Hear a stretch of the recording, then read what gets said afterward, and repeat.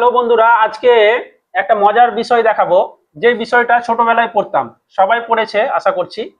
তো যখন স্কুলে পড়তাম, এবিসিডি যখন শেখাতো, পড়তে শেখাতো, লিখতে শেখাতো, তখন এমটা যখন আমরা আসতাম এম এর কাছে, তখন এমটা লিখতে শেখাতো।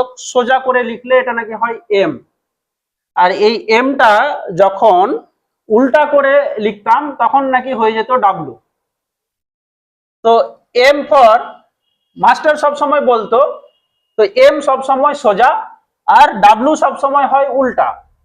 কিন্তু আজকে এখন বুঝতে পারছি বর্তমান পরিস্থিতিতে, বড় হওয়ার পরে, তো এম ফর হচ্ছে মেন, মানে মানুষ, ছেলেদেরকে মেন বলা হয়।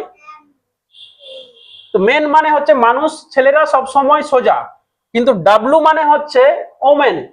ওমেন মানে হচ্ছে মহিলা, মহিলাদেরকে ওমেন বলা হয়। তো মহিলারা সব সময় উল্টা।